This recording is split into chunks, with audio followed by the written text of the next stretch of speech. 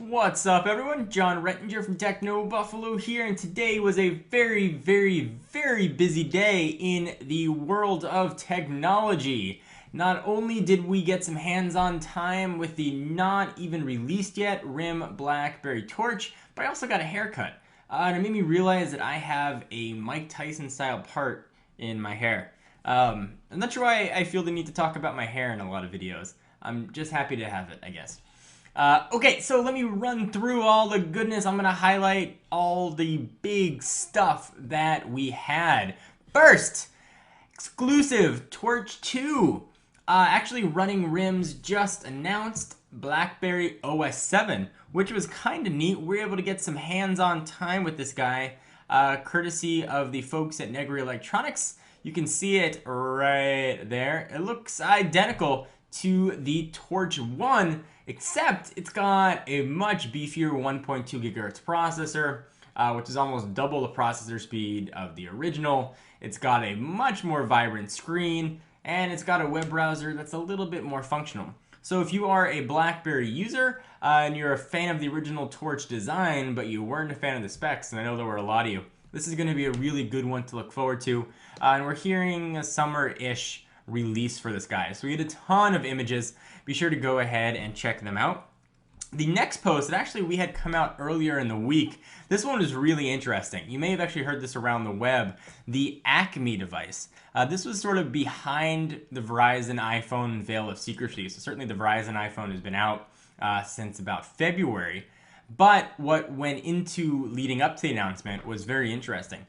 We had a source inside of Verizon which we were able to verify that gave us some details on what went into the work before the Verizon iPhone was announced. So first, it was only referred to as the Acme device. Go through and read the article. It's really interesting. Adriana did a fantastic job writing it up.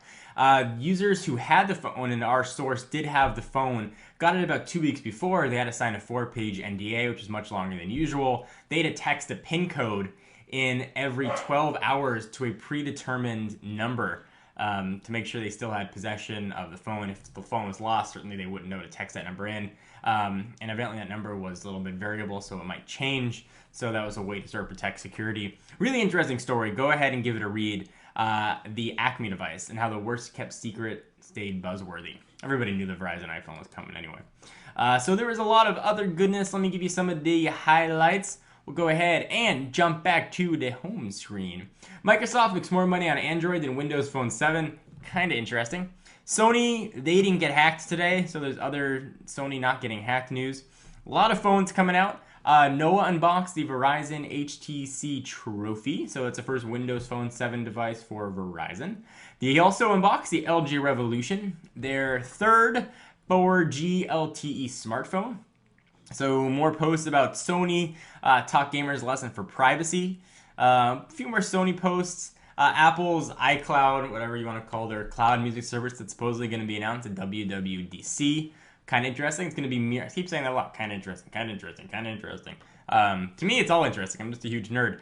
But supposedly it's going to mirror your iTunes playlists, which should be helpful.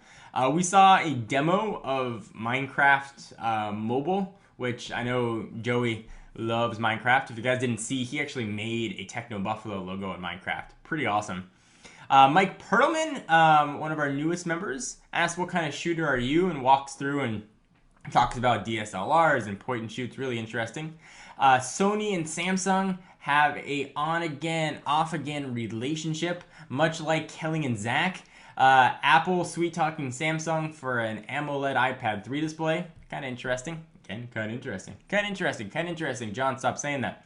HTC unlocked bootloaders and a ton of other business that happened today. We had a lot of posts. Today was a very busy day. And yesterday was a busy day too. So be sure to check out the site if you want to read any of this. Site, of course, technobuffalo.com. I'd love to hear what you guys think about the big news, though. And that is, of course, the Torch 2 and our Acme device story. I'm John Rettinger from Techno Buffalo. I have a stupid part in my head, and I'll see you in the next video.